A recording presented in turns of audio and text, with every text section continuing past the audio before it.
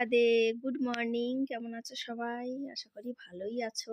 আমরা এই যে দ্বিতীয় দিন জয়পুরে একটা রাত কিভাবে কাটিয়ে ফেলেছি সেটাই তোমাদের সঙ্গে একটুখানি শেয়ার করবো। তো দেখো, সকালবেলা এই যে একটু ইলেকট্রিক কেটালে চা মানে কফি বানিয়েছিলাম, সেটা কিন্তু ভালো লাগেনি। তারপরে একজনকে বলেছিলাম চাই নিয়ে আসতে, সে চাই দিয়েছে। তারপরে এই যে আমরা গোছগাছ করছি এখন, মানে ভাবছি যে বাড়িতে চলে যাব। আর এই যে রুমটা একটুখানি তোমাদেরকে দেখাচ্ছি, একটা ওয়ার্ডরোব দিয়েছে এরকম। আর আমরা কিন্তু জানলার পাশে, রাস্তার পাশের ঘরটা নিয়েছিলাম। তো দেখো বেশ ভালোই, ঘরটা ছোট হলেও বেশ ভালো। কিন্তু হোটেলটা কিন্তু সাফ সাফাই খুব সুন্দর, সব রুমে সবাই কিন্তু চলে গেছে। আর আমরা ঠান্ডার জন্য এখনো বেরোইনি, এখন বেরোবো। এখন ওই 10টা সাড়ে 10টা মতো বেজে গেছে। ছেলে চলে গেছে কলেজে, ওর গাড়ি ডেকে দিয়েছি, ও চলে গেছে কলেজে। ওর কলেজের কাজের জন্যই কিন্তু আমাদেরকে আসা। তাই দেখো এই যে কুয়াশা কিন্তু প্রচুর। আর আমি একটু বাইরে, এই যে সব চলে গেছে বলে একটু ভিডিও করছি করে, যে একটু ঘুরে ঘাড়ে দেখাই তোমাদেরকে। আর ওই পেছনের দিকে রয়েছে আর কি সেই লিফট।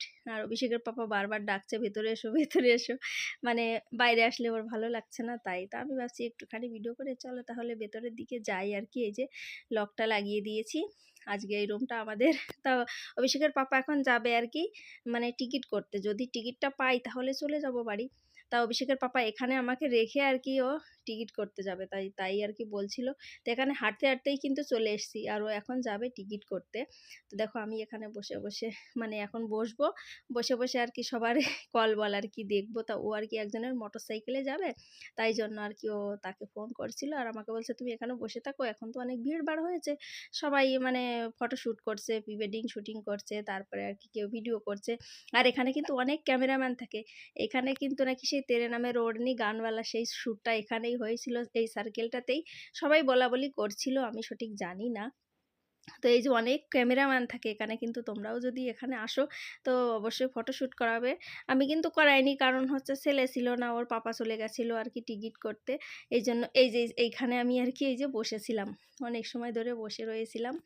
আর এখানে কিন্তু ধীরে ধীরে লোকজন বাড়ছে, এত শীতের মধ্যেও কিন্তু সবার ফ্যাশনটাই আগে আর কি। তো অভিষেকের পাপা বলছে তুমি বসে থাকো।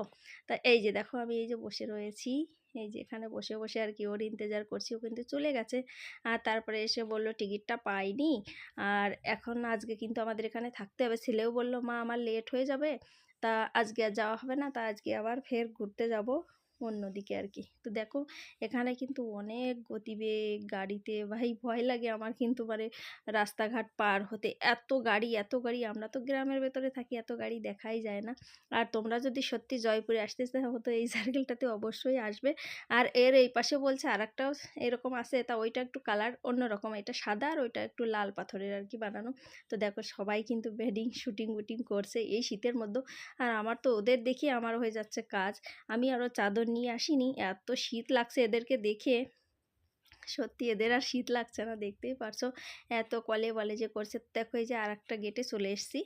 এই গেটটাতে মানে পেছনে আছে, এটা কিন্তু পার্ক হচ্ছে, সেই অনেক বড় পার্ক, অনেক এরিয়া নিয়ে। পার্কের ভেতরে অনেক কিছু আছে, কিন্তু অত আর তোমাদের শ্যুট করে দেখানো হচ্ছে না।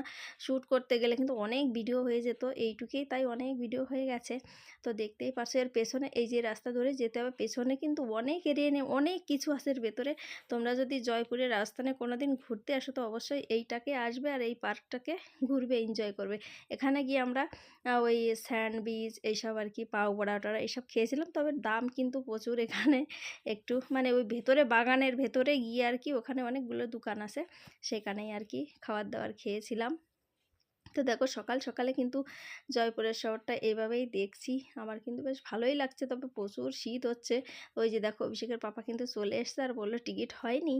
আর এখন আমরা যাব আর কি অন্য জায়গায় হোটেলে গিয়ে একটু ফ্রেশ ট্রেশ হয়ে চান দান করে অন্যদিকে বেরিয়ে পড়বো। ততক্ষণে ছেলেও চলে আসবে, একটা ক্যাব বুক করে নেবো। আর দেখো পার্কটা এত সুন্দর সামনের দিকে, সত্যি অসাধারণ। এই ফুলগুলোর এই ঝাঁপিগুলো আমার দেখে এতটা মনমুগ্ধ লেগেছে, সত্যি অসাধারণ ছিল জায়গাটা।